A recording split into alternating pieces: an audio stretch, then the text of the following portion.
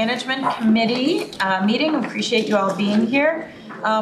We'll just jump right into the approval of the agenda. No motion is needed unless anyone on the committee wants to see any changes to the agenda. Seeing none, we'll move on. You've all received a copy of the July 13th minutes, draft minutes, and if there are no changes, I would entertain a motion to approve those. Is there a motion? Moved by Barber, seconded by Gonzalez. Any further discussion? Seeing none, all those in favor say aye. Aye. Those opposed, no, and that passes unanimously. We'll now move on to our non-consent business items. On the agenda, we've got 2022-194, same week. It's the Counsel Property Insurance Contract Renewal. And Phil, thank you for joining us here tonight, our Enterprise Risk Officer. We'll turn it over to you. All right, thank you, Madam Chair. Good afternoon, committee members. This business item is seeking council authorization to bind our property insurance for a period of time from August 1st of this year to August 1st of next year, an amount not to exceed $3,660,000. So this insurance provides coverage for damage to the council property, our buildings, contents, but also our fleet, like the buses and trains. But in addition to the physical damage coverage it also provides extra expense coverage, which is a critical piece of our program. And the extra expense would be those expenses that we incur to continue our operations in the event of a covered loss. So what we did this year is we fully marketed this program with working with our insurance broker. We presented this to several different underwriters, and we wanted to identify who could provide the required coverages that we needed under our program. I talked about the extra expense as being a very important piece of our program. Flood coverage is another one. By design, wastewater treatment plants are generally by waterways, which expose to flood exposures that we have. So we wanted to make sure we could find a carrier that could provide that coverage. We also wanted to keep our limit of insurance of $750 million per occurrence. We also looked this year at different deductible options. Our expiring policy has a $100,000 deductible. So we wanted to look to see if there's a premium savings by expanding that up to a $1 million deductible. That's more in line with our other retained risk, other lines of insurance, so we wanted to see what kind of results that might yield if we went with those options. And lastly, engineering. That's a really big part of what we look for with our property carrier. We want engineering services that help us because, yes, we're trying to preserve the property and protect it from physical damage, but the reality is we're doing that because we have critical services that we need to continue to operate, so we cannot be down because of a property loss. So we're doing everything we can to partner with our carrier, to work with those engineering recommendations, to make sure we implement that and reduce that exposure to a shutdown of services.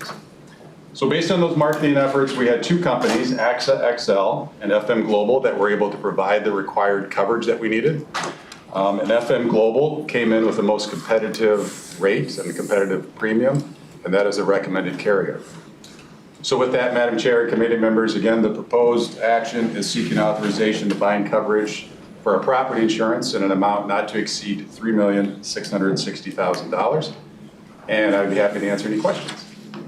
Thank you. Does the committee have any questions?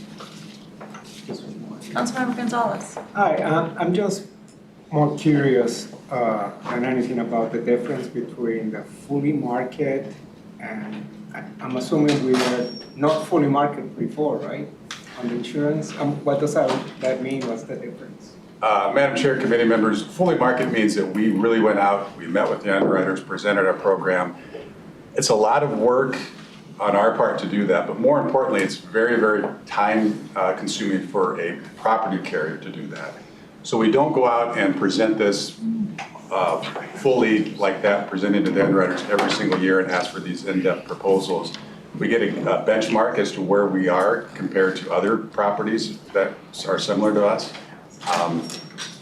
We really wanted to get with some of these key recommendations or key coverages. We wanted to make sure we could identify who could provide that. And the other piece to this is that it's a very, very challenging market. The insurance market has been tough with some of the losses that we're seeing.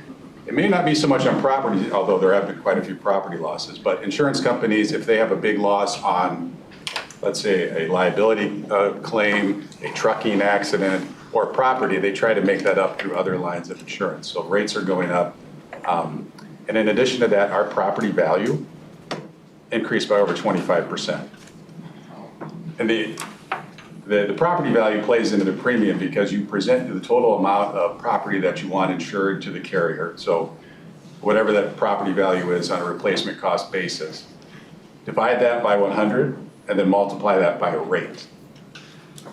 So that's how a property premium is calculated. It is a rate per $100 of value.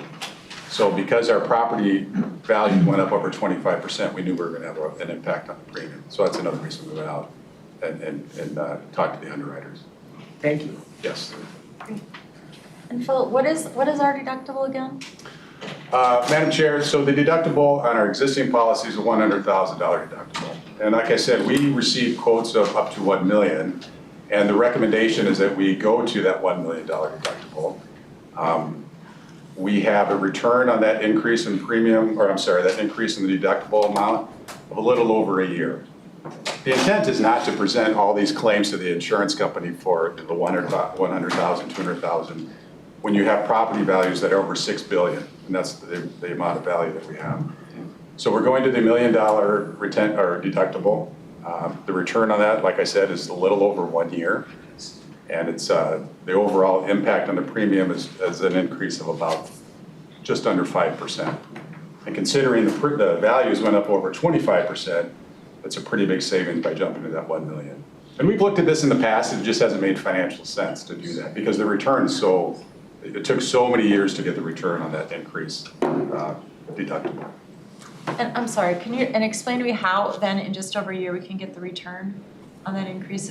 What's changed? Is it just simply the market value in the properties have gone up so much, or? So Madam Chair, the return on that would mean that if we, in essence, we're getting a significant savings in premium dollars. Right. So the savings that we would receive in premium dollars would pay for that increase in the deductible in a little over 1 year. Got it. And can you just tell me what has been our experience, like under our current deductible of 100 grand? How often do we hit that, or how many claims do we have, and what have we paid out in past years as a comparison to where we're going? Madam Chair, we've had a few claims over the years. We've had 5 claims over the last 5 years. Of those, only one got above the $1 million deductible that we are now proposing. That was a fire at the St. Croix plant. That was just under $3 million. But we had, our last loss, we had a loss that was submitted with the civil unrest. We had a lot of vandalism and damage to our property for that. We had a couple losses with environmental services with an outfall pipe. We had a loss here with the water damage in our building. And we had, like I said, the fire in the St. Croix plant. We've had 5 claims that have been submitted. Of those, the 2.9 million in the St. Croix plant was was the largest one. And for each of those, we only paid them $500,000 or $100,000 each, so $500,000 in deductibles? Yeah, so Madam Chair, the way that works is that you present, if you have a loss, you present that to your insurance company, you identify all the expenses that you incur to deal with that loss. Once there's an agreement on that dollar amount with the insurance company, they basically pay you and cut you a check for whatever that amount is, less the deductible. Right. And I'm just, so we had $500,000 then essentially in deductibles? Over those claims. Okay. Yes, Okay. yes, Madam Chair, I'm sorry, yes. No, Over the 5 I was years. just trying to compare where we've been and where we're going and how the expense out compares to what we're hoping will net us in a year's time savings. So I'm tracking with you. Okay. Okay, great. All right, is there anything else that we want to ask? Any other questions? All right, seeing none then, we'll bring it back to the committee and I will entertain a motion to approve our council property insurance contract renewal that will be going to FM Global, and that'll be headed to the council today if it passes here at this committee. So moved. Moved by Lilligren, is there a second? Seconded by Lee. Any further discussion? Seeing none, all those in favor say aye. Aye. And those opposed, no. That passes. Thank you, Phil. Really Thank you. appreciate your presentation today. We'll move on to our next non-consent business item. It is 2022-146. It's a joint committee item, and it's our second quarter budget amendment, and we'll bring up Stewart McMullan, our Director of Budget. Welcome, Stewart. Appreciate it. Good afternoon, members of the committee. My name is Stewart McMullan. I'm Budget Director here at the Met Council and bringing forward the second quarter budget amendment. With me and available to answer any questions are Ed Petrie and Heather Augustin-Hebner, Finance Directors for Metro Transit, Community Development, and MTS. This amendment makes changes to the operating budget in Regional Administration and MTS, and the capital budget in Community Development, MTS, and Metro Transit. The proposed amendment was reviewed and approved by the Community Development Committee on July 18th and the Transportation Committee this past Monday, July 25th. In Regional Administration, the amendment adds an FTE in procurement to provide training to project management and to provide assistance with contractor amendments, disputes, and closeouts. The additional cost to the operating divisions for this position will be absorbed within their existing budgets. The amendment also describes an additional project that will be added to the list of projects that were approved for the 2021 equity grants funded by the general fund. This is a $90,000 project for workforce development for a partnership between Metro Transit and a local academic provider to create a new pathway program. This project was described and discussed in detail here at the May 11th Management Committee. In MTS, the amendment moves $515,000 in MVEST dollars from the contracted services operating budget to their capital budget, and $515,000 in federal funds from their capital budget to the operating budget. The capital budget and community development, the amendment closes 6 park projects that have already been completed. It authorizes $23.6 million in state legacy funds and council match for land acquisition and parks projects, and makes administrative adjustments among 10 parks projects and 1 HRA capital project. In the transportation capital budget, the amendment reallocates funds among 4 projects and changes the funding among 37 projects. Most notably, it provides $20.9 million in federal dollars and $3.7 in MVEST funds for the purchase of 18 biodiesel buses. In MTS, the amendment adjusts the funding within 7 projects, closes 3 projects, and changes the funding for 23 projects.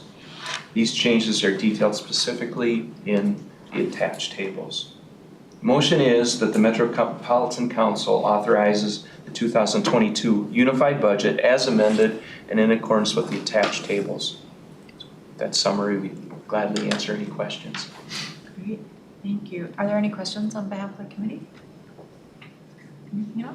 All right, then, seeing none, I will entertain a motion then again to authorize the 22 budget as amended via this staff report.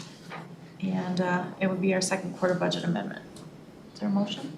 Moved by Barber, is there a second? Second. Seconded by Gonzalez. Any further discussion? Seeing none then, all those in favor say aye. Aye. Those opposed, no. And that passes unanimously, so thank you very much. Appreciate your hard work on that. Our next part of the agenda is information items, and the first one up will be presented by Marie Henderson, our Deputy Chief Financial Officer. It's the 2023 operating budget, levies, and general fund. Welcome, Marie. Good afternoon, Madam Chair and committee members. My name is Marie Henderson. I'm the Deputy CFO. Here today, I'm going to be talking about the levies and the general fund. We have 2 statutory requirements that hopefully you're aware of, but one is September 1st. That's important for our levies. We can pass our levy and we're going to ask for a proposal on August 24th for this. But you can hit the maximum on that and you can lower it after that date, but you can't increase it. That way it allows the metro area communities to consider their levy amounts when establishing their own budgets and tax levies when they mail out the truth in taxation statements to property owners, showing the proposed amount of property taxes for all taxing jurisdictions. We will review the general fund today, and the other committees have been reviewing their budget proposals for 2023. And at the August 10th council meeting, you will see the operating budget in its full cloth. So I was here on June 22nd to review the levy strategy for each line between the non-debt and the debt portions of the property tax levy. And we reviewed a little bit of a change in the levy strategy. You can see on the top portion, there's the non-debt levies. We've always maximized our general purpose levy. It is capped at what we call the implicit price deflator. That's a government inflated measurement. In the past 10 years, it's averaged around 2%. This year, it came out and being very specific, instead of the 8.5 up there, it's 8.4779. Very high inflation, so we are maximizing the general fund purpose, but does allow some more flexible dollars within the budget. The past strategy would be within livable communities to max out the demonstration account at 13.2 million. We thought last year we would hit that goal. We not only hit that goal, but passed it. And changing the strategy, instead of having a goal on that line item, to actually just maximize that levy. And then also at discretion of moving $500,000 from the general purpose levy into that account to also help with administration costs. That puts pressure on the bottom part of that levy, which is our debt service levies, which we use to pay for our debt services, mainly in parks and transit. We did not levy for parks last year, so we do not have anticipated payments coming in. And transit has been steady over the last couple of years, just because we haven't been paying for buses. That will increase.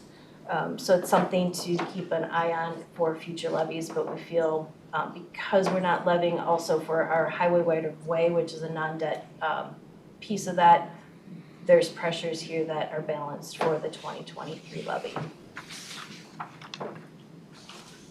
So just kind of switching over to the general fund operations. The general fund operation proposed budget is $109 million. This is up $6.7 million from 2022.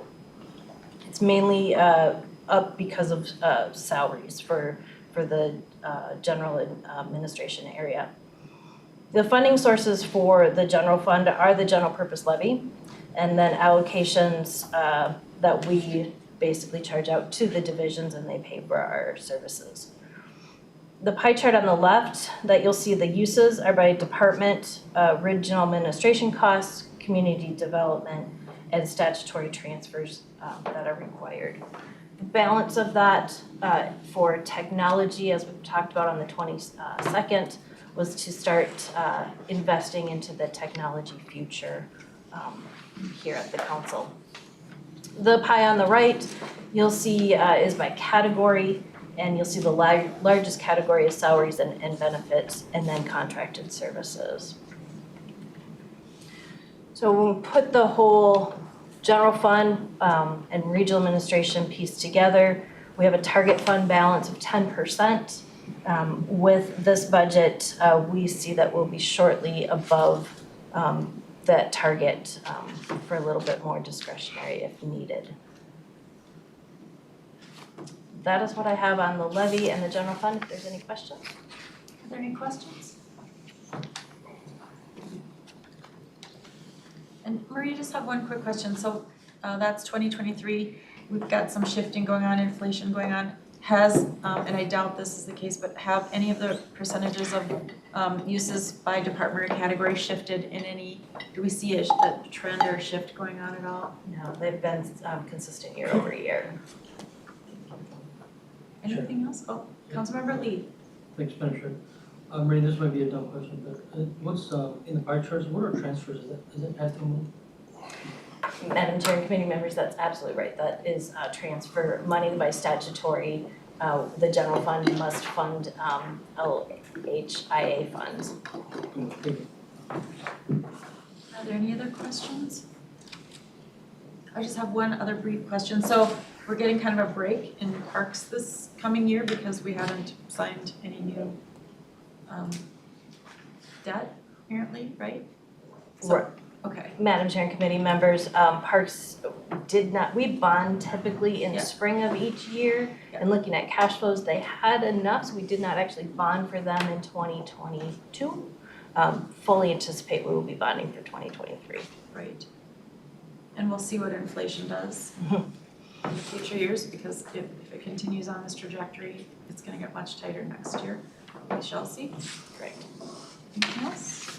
All right, seeing none then, thank you for this information. It'll come back. Did you say it'll come back to us, or it'll go back now to full council for the full review and then adoption at the 24th? That's correct. So August 10th is the big presentation that you'll hear from every division and in detail, and then coming back to the council for voting on the proposed 2023 operating budget on the 24th. Great. I want to thank you and everybody else who's working on this budget council-wide. It's a big deal. Appreciate your hard work. And it's good. So thank you.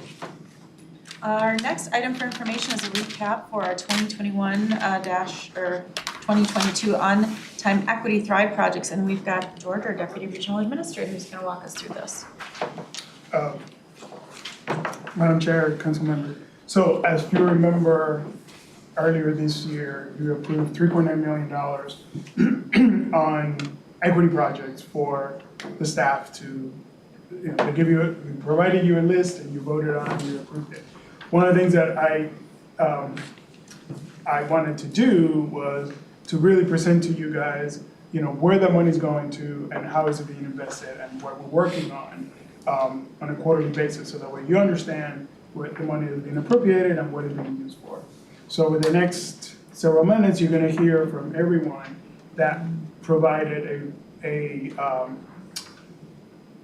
project to you. What's the status of that project? Just very, very, very briefly, here's what we're doing and here's how much money we spend on that money thus far. Okay, just gives you kind of like the ground rules. I think it's just really important for you to know that the money that you're giving, that we're doing something with it, one way or the other. So the first one, which is me, I don't know. Can I share that? Can I share it? Got a PowerPoint that's available? No. No. This is The equity audit, the management committee equity audit projects, 2021. Hey.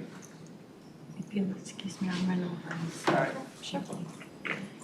Well, that's getting uploaded. So the first one is it's the equity audit that we discussed earlier on, and we are in the process of getting the SIM together, which is basically a contract initiation, and the procurement team as well as the OEEO team are working together. We're putting it together to see how we can move forward with that. And basically, it's an equity audit designed to review the spending that the council has on related to better understanding the gaps that we currently have with minority spending in the region. So we need a company to come in here, kind of review it with us and see what we're doing right and what we're doing wrong, and how do we improve that process. So thus far, we have spent $0 because we're still going through understanding, and we had to open it up. We had an organization, but there were some questions about it. How do we move forward? Selecting earnings, just to be fair for everybody, so they can come in here and actually review our processes.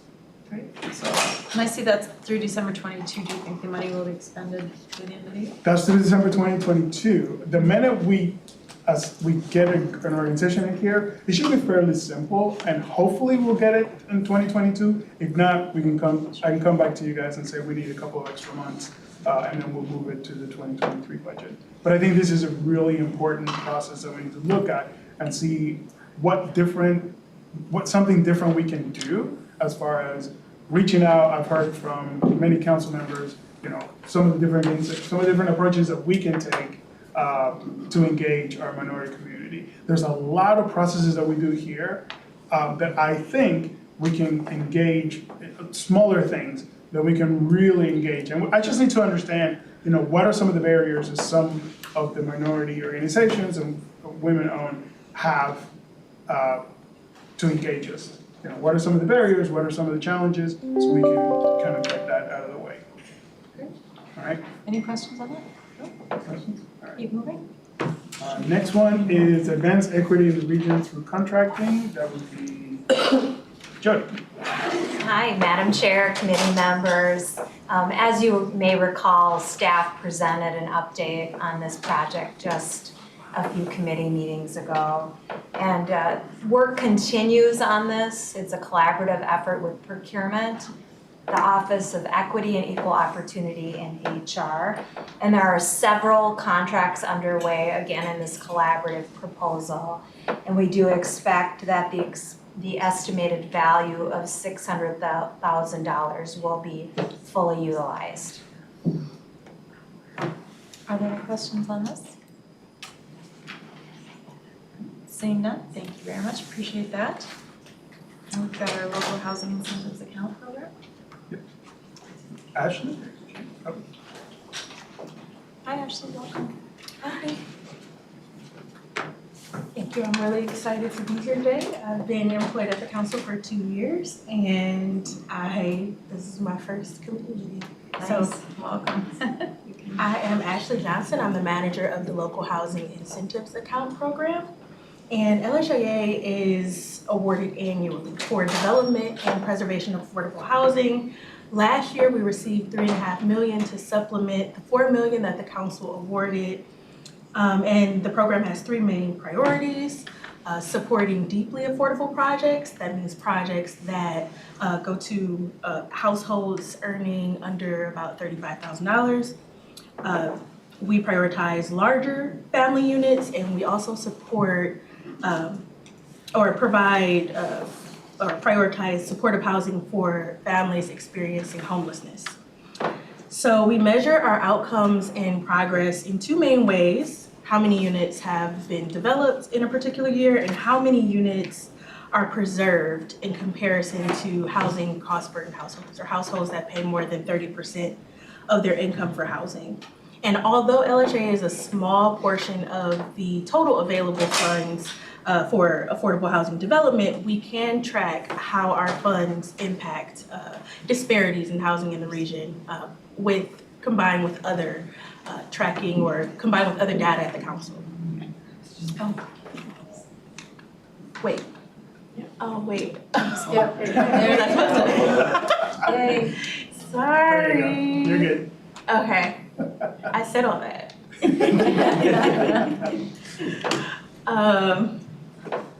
So secondly, we received $2 million for our affordable homeownership pilot.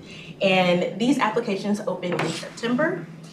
And the goal of the pilot is to create homeownership opportunities that have focused on reducing racial disparities, and also projects that are developed in areas of the region where it's difficult to do so. So maybe it's more expensive, land costs are higher.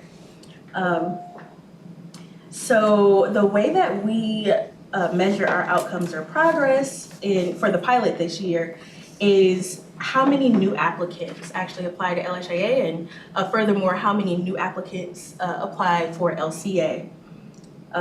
The number of homes that we actually fund, and how many homes go to households that are in a population that that identify as a population that has a lower homeownership rate than the homeownership rate of white households. So we haven't spent anything yet. The applications will open and close this year, and we'll award funding by the end of the year. Any questions on that? Councilmember Gonzalez. Just a couple of questions on both the incentives account and the homeownership pilots. Do we have an idea of how many new affordable housing units we might create or preserve? Yeah, so with the additional $4 million that we received last year, we were able to, or the extra $3.5 million that we received last year, we were able to increase our number of units created by 60%. So we estimate with that $2 million, the extra $2 million for homes, we're estimating to fund maybe between 30 to 50 homes with the pilot. And with the other program, the incentives account? Yeah, so, Madam Chair, I'm sorry. Go ahead.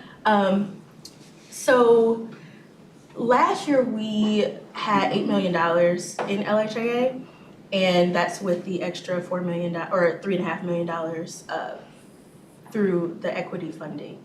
This year is significantly less. So half less. So we're thinking that it'll probably go down to our previous funded amount in 2020, closer to maybe 370, or even less than that, probably closer to 300 units, when this last year we funded 670 units. So we're estimating that it'll probably be cut in about half.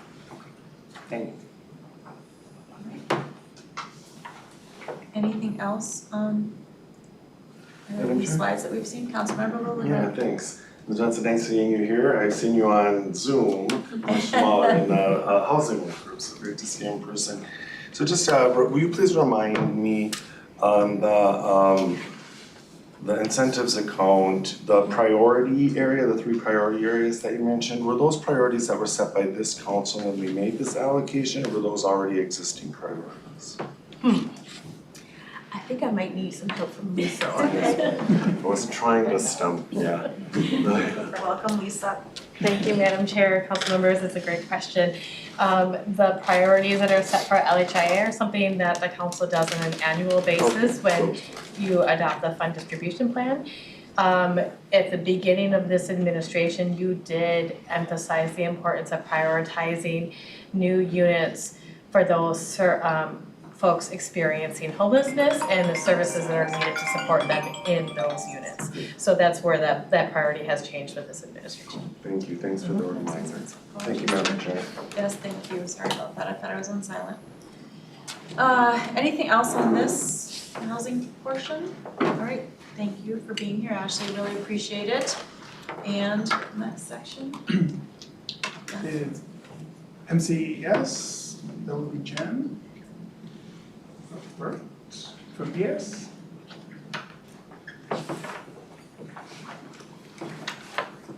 Welcome. Hi, I'm obviously not Jen. She is out. I'm standing in for her. And here to just give you an update on the 2 programs. One is the Career Skills Program, and that is a program designed to increase the number of BIPOC persons with disabilities and youth who want to come to work and have a career in the Interceptor Service unit of MCES. And you granted $400,000 of that. We plan to kick off that program in the fall of this year. Great. The second program for MCES is a career exposure program for painters. I think sometimes we think that painters are painters, but painters in a water utility are different, need different skills and expertise than general painters for construction, etc. So again, you granted $200,000, and the desired outcome is to increase the number of BIPOC, women, veterans, and people with disabilities who are industrial painters at ES. All right. Any questions, Madam Chair? No. All right. Councilmember Gonzalez, I apologize. Oh, Councilmember Barber, I'm sorry. Thank you, Madam Chair. It's just a quick question, and you might not have the answer, and that's okay because they're starting later. These programs are, but with all the workforce shortages, do you know if there's any planning going in and trying to use special recruitment strategies and things like that to get people to sign up for these programs? So for the Career Skills Program, we're working with HR. As you probably know, they've done a lot of innovative outreach to communities, so we're partnering with them on best practices to recruit that pool. And with the painters, we're actually working with the Painters Union. All right, thank you. A great question. You're welcome. Councilmember Lee. Yeah, thank you, Madam Chair. I noticed we have a partner listed here, St. Paul Tech, and I was wondering if we are also partnering with other institutions outside of the core cities, so if folks in the more suburban area, it's been, some of my point is like folks who aren't in the core cities, if they want the same opportunities, how can we interface with those folks, younger folks out there? For sure. Council Chair, Council members, the reason we're partnering specifically with St. Paul Tech is because they have a water utility technician program. right? And that is to train the interceptor sewer workers on working in a utility. So that's specifically why we're working with that. That's not a program that is typically offered other places except St. Cloud. Great question. Anything else? All right, have Thank a you good for day. being here. We appreciate that update. And on to transportation. Is it me? Yep. I'm waiting for the automatic.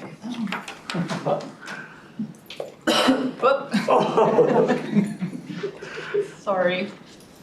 All right. Madam Chair, members, Amy Benowitz with MTS, and I will be covering the 3 projects funded for MTS. The first project, the Equity Evaluation of Regional Transportation Investment. This is a project that will be evaluating the planning, programming, and funding processes that we use that result in major transportation investments. And we hope to identify changes to those processes that will result in more equitable processes and hopefully more equitable transportation investments for the region.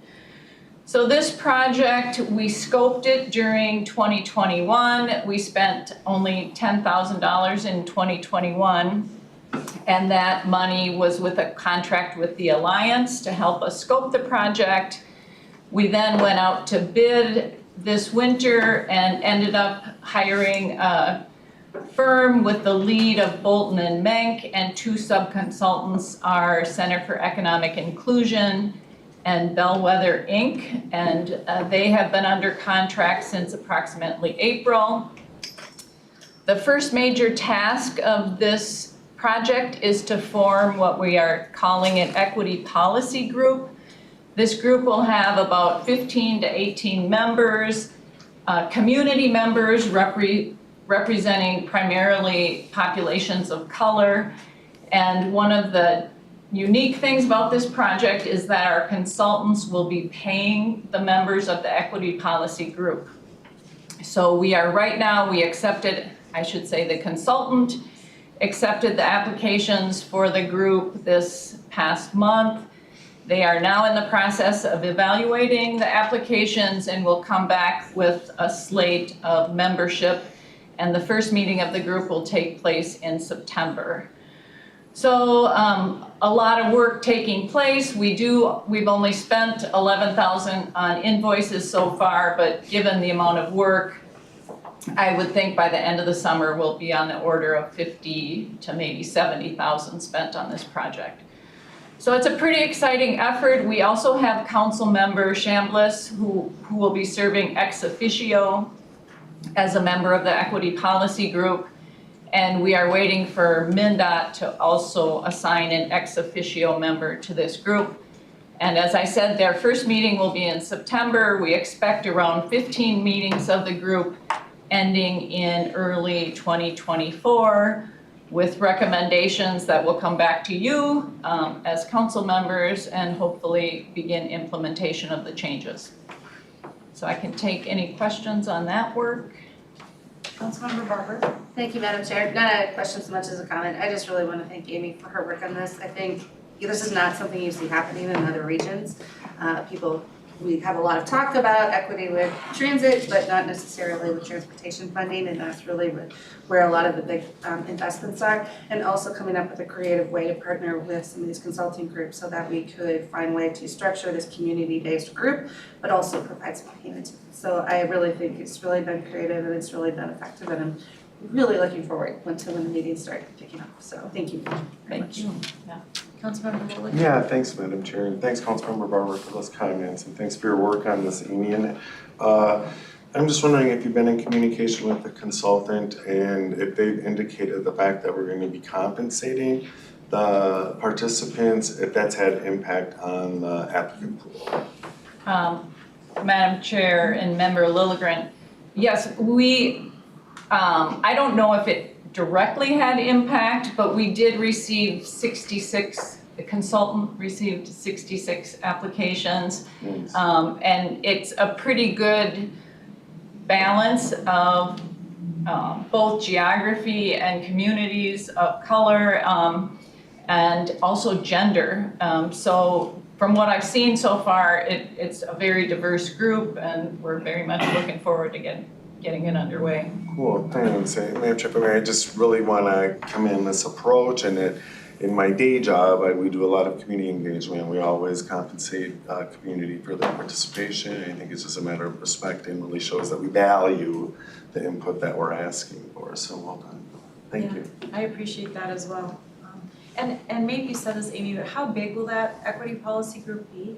How many members again will there be, do you think, on that? Madam Chair, we are leaving that somewhat open at the moment. We're expecting, without the 2 ex officio members, 15 to 18 community members. Great. Any other questions on this?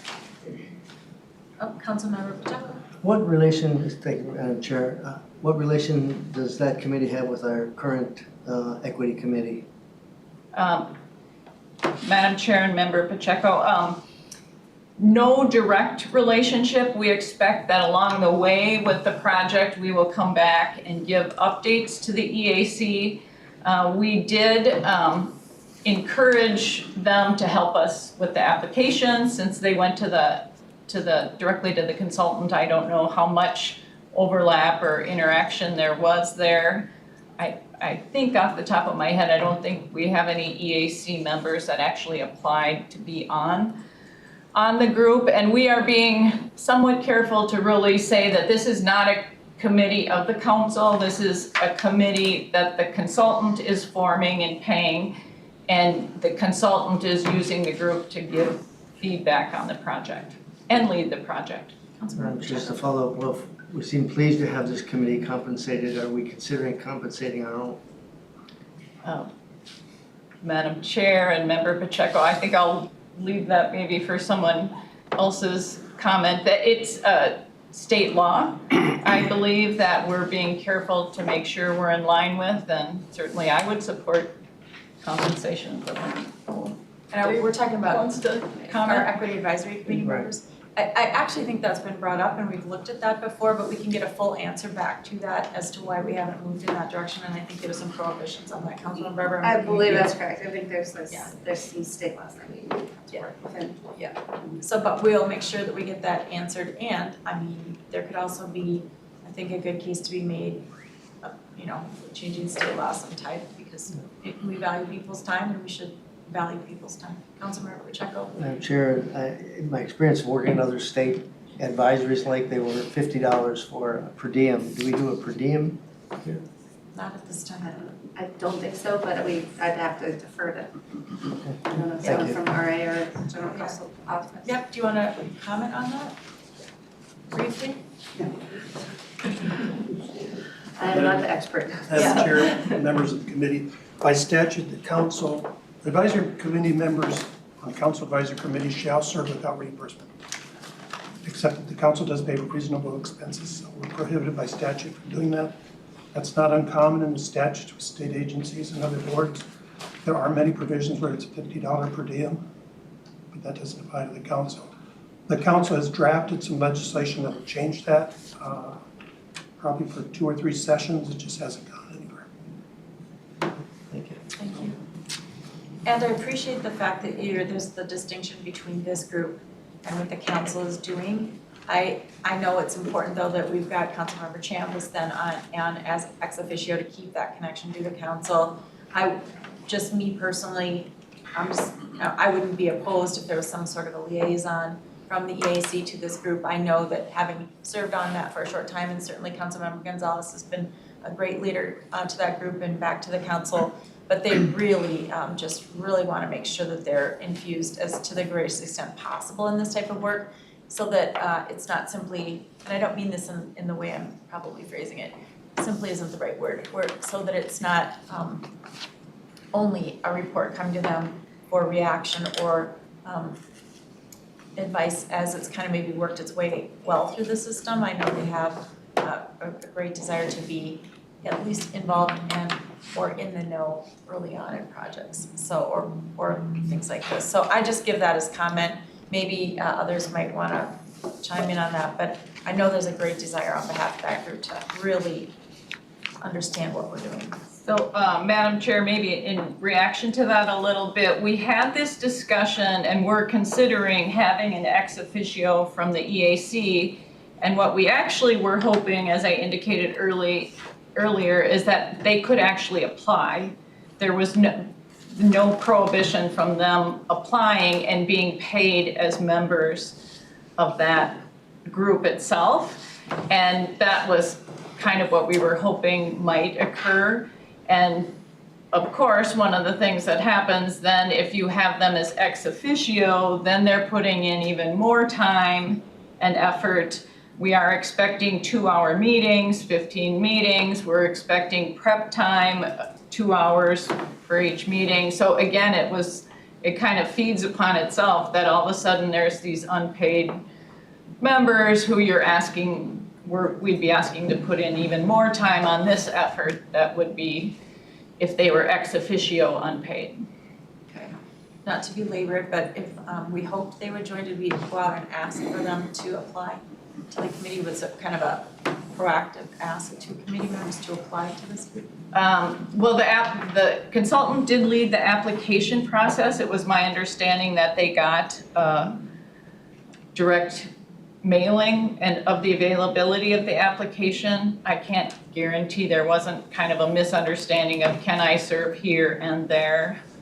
Would you mind, Amy, just kind of answering that question for us? Were they approached directly to apply to that group by the consultant? Yeah. That's all. Yeah, Just because I will. think the point is really well taken, that we want to keep everybody in alignment and all of our advisory group members kind of in the know. So that'd be great. Okay. Anything else on this? Councilmember Say. And also can we make sure that consultants do really deep outreach and cast a wide net to many communities, so they don't only reach out to specific groups, and we want to make sure that this could be inclusive, so we can get a really very, complete input from many communities. Great. That's all taken. Thank you. Anything else on this? All right. Thank you very much. We've got one more of those slides coming up. Big one. The Regional VMT Reduction Modal Shift Modeling Project. This is a project to look at, it's highly technical modeling exercise to look at how much VMT we could reduce by shifting trips onto bike, ped, and transit and walking. But really looking at what is that maximum amount. I mean, there are certain trips that just cannot be shifted. They're 50-mile trips, they're 20-mile trips, and so kind of identifying the maximum VMT reduction possible. The project was scoped this spring. We are just this week signing a contract with a group, 2 faculty members from the University of Kentucky. So kind of a unique team that we're getting under contract, and we expect that project to get underway in the next couple of weeks and be completed in early 2023. So nothing spent yet to date. Any questions on that? Councilmember Gonzalez, then Lilligren. Just kind of for my knowledge again. So if we're trying to figure out how many miles VMT miles are saved by using transit bike and other, how do we assess the kind of facilities that we have right now that folks can use in those alternative mobility options? How do we know what is needed if we are tracking the miles as opposed the infrastructure that we have already in place? I don't think I'm saying that very clear. Do we have the infrastructure that could really make an impact? Madam Chair and Councilmember Gonzalez, so the purpose of this, I think I understand your question, but the purpose of this project is not to identify what we need. It is taking the current system as kind of a given and then setting parameters. And a good example might be on transit. It's not reasonable to shift a trip to transit if it takes more than an hour to complete the trip. So then we're taking our travel behavior inventory data and we would say, okay, every trip that is capable of using transit in under an hour, what if we shifted them all to transit? What VMT could possibly be reduced? Same with walking. They will set a maximum. It's not reasonable to walk more than a mile. How many origin destination trips are under a mile and can reasonably use walking as the mode, and what would that VMT result in? So it's really kind of giving us a context. By the end of this, we would be able to say, we can shift this much to transit, this much to biking, this much to walking, and here's the result in terms of reduced vehicle miles traveled. After this project, the next logical step would be, what facilities do we need to make that happen? Thank you. Councilmember Lilligren. Yeah, thanks. I mean, you mentioned some of the factors that the consultants will be looking at: distance, you mentioned time, you mentioned, do you know if there's any other sort of like behavioral purpose of the trip, for example, is that one of the criteria? Yep, Madam Chair, Councilmember Lilligren, yes. We are basing the data on our travel behavior inventory. So the trip purpose, shopping, work, healthcare, those type of things, we have general information that we can kind of generalize to the whole region. Okay, thank you. Thanks, Madam Chair. Thank you, Madam Barber. Thank you, Madam Chair. Just a quick comment. I think this is really helpful because VMT is used often for different projects to cite that they're going to be able to reduce VMT and reduce emissions and all of that without having any way to quantify it, where this will ultimately provide a tool that we can really look at the impacts and be able to measure project to project ultimately is kind of the goal. All right, Amy, do you have one more? One more. Okay. This one is with, If I could, I'm really keeping track of time because we've got a closed session. And I think without objection of the committee, and I just chatted with George, if we could kind of put a pin in this here and bring the rest back at our next management committee meeting, because obviously we have a lot of questions. You're bringing really great information forward. This is so important for us, but I don't want to lose track of time with some of the other items that we have. So without objection, we'll put a pin, bring everybody back. So if y'all sat through things you didn't need to, we appreciate that, but we're gonna move on with the agenda and move on to the third information item. That's the FTA Semi-Annual Disadvantaged Business Enterprise Report. And we have Ashanti and Payne. Oh, no. Welcome. Good afternoon. Yes. Cy Jordan, Director of the Office of Equity and Equal Opportunities, in place of Ashanti Payne, Assistant Director today.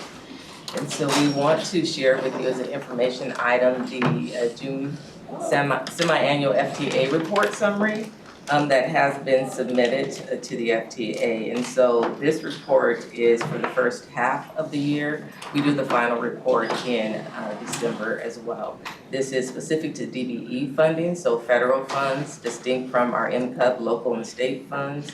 And it covers our construction, also professional technical, and it is reflective of the goal that we set annually every 3 years. However, we set project-specific goals, and so this is a report of the accumulation of those project-specific goals at a set period in time. And I will not walk through, given the time, every single part of the award here. I will highlight that this is the highest amount of award that we have had for DBEs in our history with the council, and so we're at 20.9%. For just this 6-month period of time. We were at 14% comparable in 2021. We have also had some significant growth in our outcomes around diversifying our spend with small businesses, and for the first time as well. We have spend with our ethnic groups higher than our spend with white women-owned businesses. Our outcomes at the council are to increase spend for all of our small businesses and also to reduce the racial disparity gap between that spend. So we are underway in that. Certainly we have continued growth to do, but this is reflective of the efforts across the council. All staff have been participating in every area, and we will continue to work together to sustain this. I'll highlight for you some success stories from this June report. We had 2 DBE firms that were awarded crime contracts. One was an Asian Pacific American male firm. We also had 1 Black American woman and 3 Hispanic American women-owned firms that were awarded contracts, which was a significant change for us as we had no reported spend in December of 2021. In addition, we had 1 Native American male firm that was awarded a contract. Also, there were no American male or Native American male or female firms in December in our semi-annual report. We'll continue our efforts with our ongoing process improvement around targeted outreach, around the meet and greets, which are having success at the council, our mentor protege programs, our SIM and goal setting review, having equity considerations up front in a proactive way within those SIMs. We are establishing the new engagement development unit, continuing our search for the actual manager for that team, but we have a support specialist, Tomas, who's been very active and doing great work in that unit.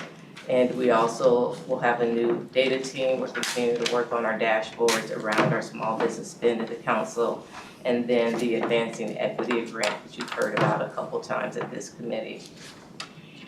With that, I'll entertain any questions. Are there any questions? Councilmember Lilligren. Yeah, thanks, Madam Chair. Thanks, Mr. Hearn, for that report. And my question is about that increase in DB utilization year over year, the 14%, I think you said, to now the 20.9%, at least through mid-year in 2022.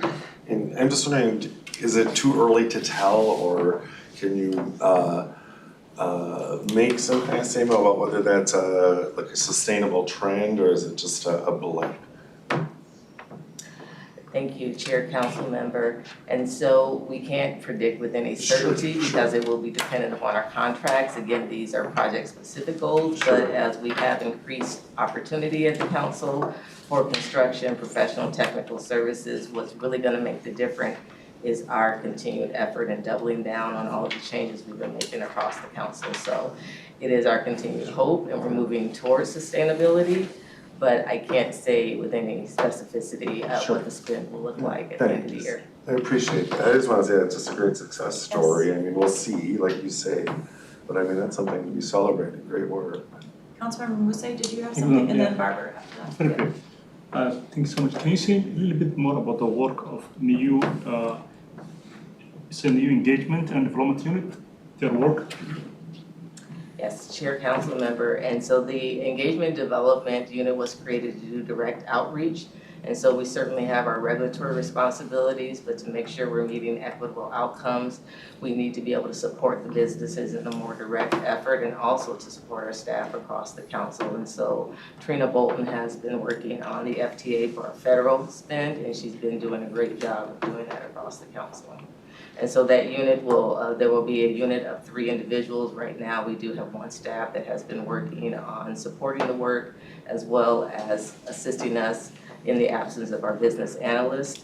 And they will continue to move forward in the strategy set forward. They actually have a full strategic plan that's been presented to management committee, which we can make sure that we send back out again.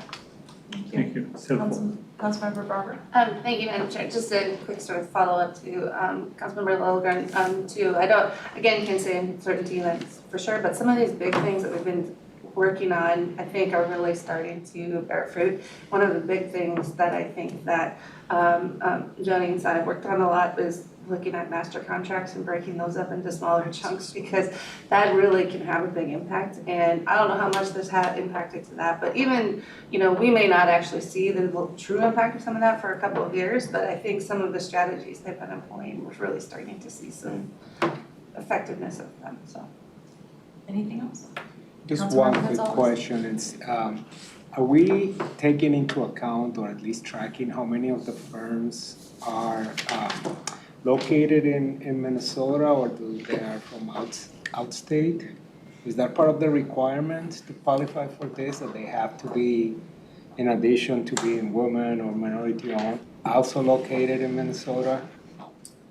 Chair, council member, for our federal spend, this would be under our certified businesses, so they don't have to be local like our NCUP spend. However, we could get that information and the breakdown between how many are local and how many are not local businesses for this particular report. That would be good to know, I mean, as to the impact that we're having locally, too. So thank you. Yeah, thank you for that. Request inside, if you just send it to the whole committee, that'd be great. All right, seeing no other questions on this side, thank you to you and your team for great work, great results. We really appreciate it. You're doing a good job on all of this, so thank you. All right, we're gonna move on now to a discussion of an amicus that we're bringing forward, and we've got Ann Bloodhart, our general counsel. I will say Ann's gonna give us kind of a informational report. We probably don't wanna get into a lot of discussion on this because of the time constraints we're under, but also it's more or less just an informational piece that certainly we're not in closed session on, but I'll turn it over to Ann. Thank you, Madam Chair. Committee members, we are filing an amicus brief in litigation involving the Minneapolis 2040 plan, and our Deputy General Counsel, Dave Tyson, has been taking the laboring oar on that, so I'm going to let him give a brief discussion of the brief that we'll be filing today. Thank you. Thank you, Madam Chair, members of the committee. You may have read about it in today's Star Tribune that the district court judge stayed in position, or the effect of his essentially an injunction against the city of Minneapolis that prohibits them from enforcing their 2040 comp plan, except especially with regard to residential development or provisions of the comp plan. This litigation began several years ago when the city adopted, or was in the process of adopting, its 2040 plan. The plaintiffs alleged that the adoption of the plan would result in destruction, damage, pollution, and they brought a claim under the Minnesota Environmental Policy Act. And their expert at that time concluded that if the city were to implement its new comp plan, which essentially eliminated single-family zoning on a citywide basis and permitted higher density development throughout the city, it would result in the creation and development of over 150,000 new households. The district court said, no, you can't bring that case under MIRA, Minnesota Environmental Act, and he dismissed their lawsuit. It went up to the Minnesota Court of Appeals. The Court of Appeals affirmed the district court. It went up to the Supreme Court, and the Supreme Court said that the district court and the Court of Appeals had relied on some administrative rules that don't apply to this action, and in fact, they concluded the plaintiffs had made enough of the allegations that their claims would survive a motion to dismiss and send it back to the district court. And so it came back to the district court relying primarily on this expert who said this would result in 150,000 new units, said, you, City of Minneapolis, cannot enforce your 2040 plan, you have to reinstate your 2030 plan, at least on the residential development portions of that plan. And essentially gave the city 60 days to comply with that.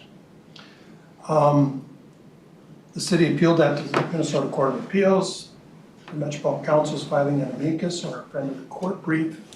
What we're trying to do is identify for the district court, because we don't think it thoroughly examined, if at all, the implications under the Metropolitan Land Planning Act and the practical aspects of what the court had required the city to do. So the council is providing the Court of Appeals with some information on the implications for the Minnesota Metropolitan Land Planning Act.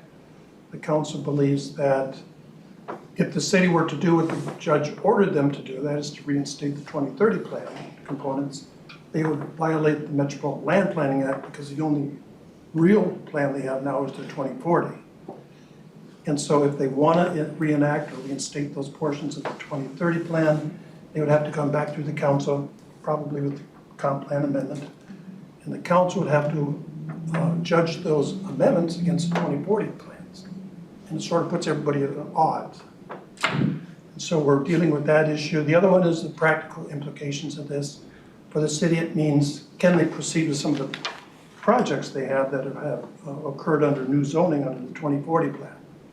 And for the council, it means, can we give them grant agreements, projects that may be in that class? So we're trying to point out the practicalities to the Court of Appeals. Here are the problems if they do implement this act, or excuse me, this order in its present form. And we're just filing our friend of the court brief this afternoon. And we'll find out the resolution of this many months from now. Thank you, we appreciate that information. We'll be watching this, we'll get more information as it rolls forward. If there's nothing else on this, then we will move to the portion, thank you very much, we'll move to the portion of our agenda where we will go into closed session. Is somebody ready to make a motion? Madam Chair. Councilmember Barber. Madam Chair, I move that this meeting be closed to the public pursuant to Minnesota statute, section 13D.05, subdivision 3B, and applicable case law, so the committee can discuss with our legal counsel in a confidential setting attorney-client privilege matters. And is there a second? Second. Seconded by Muse. And just for everybody's information, a public body by majority vote in a public meeting may decide to hold a closed session under section 13D.05 subdivision 3B of the Minnesota Open Meeting Law to discuss attorney-client privilege matters. Discussing these litigation matters is in a confidential setting will permit the council to engage in candid discussions and resolve these matters in a way that benefits the council and the public. Discussions during the closed session of the meeting will discuss only attorney-client matters and will be confined to the pending litigation matters listed on our committee agenda. So with that, I will call for a motion or a vote on the motion to close the meeting. All those in favor say aye. Aye. Those opposed, no. That passes unanimously. So right before we close the meeting for pending litigation, I'd like to inform members of the public who are monitoring the meeting for the record. We will adjourn this meeting afterwards, and there will be no further discussion of any other information item, and we won't be conducting any other business. So also, just for the record, please note that this meeting was closed to the public at 3:39 p.m. on July 27th. And we're going to take about a minute because Greg needs to transition and wait for the live video stream to catch up with us. So if everybody can just kind of maybe hang tight,